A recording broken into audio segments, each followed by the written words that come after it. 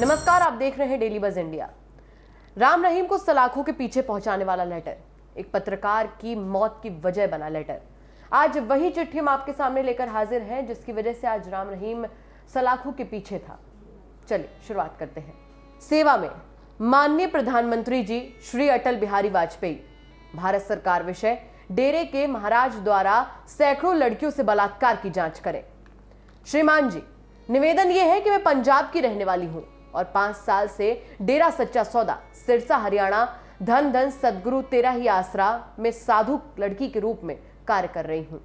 मेरे साथ यहां सैकड़ों लड़कियां भी डेरे में 16 से 18 घंटे सेवा करती हैं। हमारा यहां शारीरिक शोषण किया जा रहा है, साथ में डेरे के महाराज गुरमीत सिंह द्वारा यौन शोषण यानी बलात्कार किया जा रहा है। मैं बीए पास लड़की हूं। मेरे परिवार के सदस्य महाराज के अंध श्रद्धालु हैं। उनकी प्रेरणा से मैं डेरे में साधु बनी थी। साधु बनने के 2 साल बाद एक दिन महाराज गुरमीत की परम शिष्या साधु गुरुजोत ने रात के 10 बजे मुझे बताया कि आपको पिताजी ने गुफा यानी महाराज के रहने का स्थान में बुलाया है। मैं क्योंकि पहली बार वहां जा रही थी इसीलिए मैं बहुत खुश थी, ये जानकर कि आज खुद परमात्मा ने मुझे बुलाया है। गुफा में ऊपर जाकर जब मैंने देखा तो महाराज बेड पर बैठे हैं, हाथ में रिमोट है, सामने टीवी पर ब्लू फिल्म चल रही है, बेड पर सिरहाने की ओर रिवॉल्वर रखा हुआ है। मैं सब देखकर हैरान रह गई, मुझे चक्कर आने लगे, मेरे पांव के नीचे की जमीन खिसक गई। ये क्या हो रहा है? महाराज ऐसे होंगे? ऐसा मैंने सपने में भी नहीं सोचा था। महाराज ने टीवी बंद किया और मुझे साथ बिठाकर पानी पिलाया और कहा कि मैंने तुम्हें अपनी खास प्यारी समझकर बुलाया है। मेरा पहला दिन था। महाराज ने मेरे को बाहों में लेते हुए कहा कि हम तुझे दिल से चाहते हैं, तुम्हारे साथ प्यार करना चाहते हैं, क्योंकि तुमने हमारे साथ साधु बनते वक्त तन मन धन सब सदगुरु को अर्पण करने के लिए कहा था। तो अब ये तन मन हमारा है। मेरे विरोध करने पर उन्होंने कहा कि इसमें कोई शक नहीं कि हम ही खुदा हैं। जब मैंने पूछा कि यह खुदा का काम है तो उन्होंने कहा श्री कृष्ण भगवान थे, उनके यहाँ 360 गोपियां थीं जिनसे वो हर रोज प्रेम लीला करते थे, फिर भी लोग उन्हें परमात्मा मानते हैं। ये कोई नई बात नहीं है। हम चाहे तो इस रिवॉल्वर से तुम्हारे प्राण पखेरु उड़ाकर दाह संस्कार कर सकते हैं। तुम्हारे घर वाले इस प्रकार से हमारे ऊपर विश्वास करते हैं और हमारे गुलाम हैं, वो हमारे से बाहर जा नहीं सकते। ये तुमको अच्छे से पता है। हमारी सरकार में बहुत चलती है। हरियाणा और पंजाब के मुख्यमंत्री, पंजाब के केंद्रीय मंत्री हमारे चरण छूते हैं।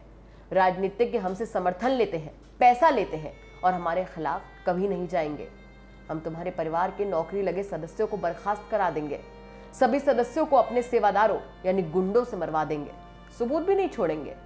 ये तुम्हें अच्छी तरीके से पता है कि हमने गुंडों से पहले भी डेरे के प्रबंधक फकीर चंद को खत्म करवा दिया था, जिनका अता पता तक नहीं है, ना ही कोई सबूत बकाया है, जो कि पैसे के बल पर हम राजनीतिक और पुलिस और न्याय को खरीद लेंगे। इस तरह मेरे साथ मुंह काला किया और पिछले 3 मास में 20 से 3 दिन बाद किया जा रहा है। आज मुझको पता चला कि मेरे से पहले जो लड़कियां रहती थी उन सबके साथ मुंह काला किया गया है। डेरे में मौजूद 35 से 40 साधु लड़कियां 35 से 40 वर्ष की उम्र से ज्यादा हैं, जो कि शादी की उम्र से निकल चुकी हैं, जिन्होंने परिस्थितियों से समझौता कर लिया है। इनमें ज्यादातर लड़कियां बीए, एमए, बीएड, एमफिल पास हैं, मगर घर वालों के अंधविश्वासी होने के कारण नरक का जीवन जी रही हैं। हमें सफेद कपड़े पहनना, सिर पर चुन्नी रखना, किसी आदमी की तरफ आंख उठा कर न देखना, आदमी से 5 से 10 फुट की दूरी पर रहना महाराज का आदेश है। दिखने में देवी है मगर हमारी हालत वेश्याओं जैसी है। मैंने एक बार अपने परिवार वालों को बताया कि डेरे में सब कुछ ठीक नहीं है, तो मेरे घर वाले गुस्से में होते हुए कहने लगे कि अगर भगवान के पास रहते हुए ठीक नहीं है तो ठीक कहाँ है? तेरे मन में बुरे विचार आने लग गए हैं, सदगुरु का स्मरण किया कर। मैं मजबूर हूं, यहाँ सदगुरु का आदेश मानना पड़ता है। यहाँ कोई भी 2 लड़कियां आपस में बात नहीं कर सकती, घर वालों को टेलीफोन मिलाकर बात नहीं कर सकती। घर वालों का हमारे नाम फोन आए तो हमें बात करने का महाराज के आदेशानुसार हुक्म नहीं है।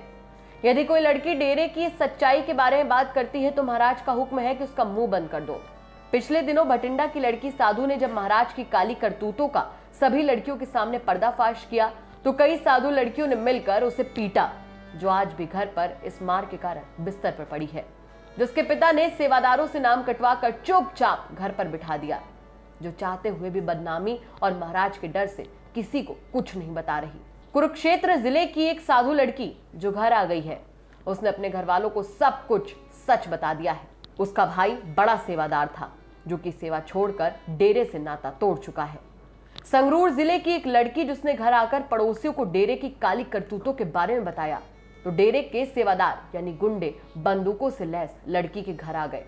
घर के अंदर से कुंडी लगाकर जान से मारने की धमकी दी और भविष्य में किसी से कुछ भी नहीं बताने के लिए कहा। इसी प्रकार कई लड़कियां जैसे कि जिला मानसा, फिरोजपुर, पटियाला, लुधियाना की हैं जो घर जाकर भी चुप है क्योंकि उन्हें जान का खतरा है।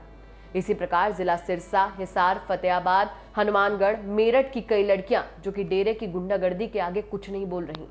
इन सब लड़कियों के साथ साथ मुझे भी मेरे परिवार के साथ जान से मार दिया जाएगा अगर मैं इसमें अपना नाम पता लिखूंगी, क्योंकि मैं चुप नहीं रह सकती और ना ही मरना चाहती हूँ।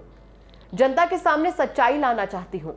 अगर आप प्रेस के माध्यम से किसी भी एजेंसी से जांच करवाएं तो डेरे में मौजूद 40 से 45 लड़कियां जो कि भय और डर में है, पूरा विश्वास दिलाने के बाद सच्चाई बताने को तैयार है।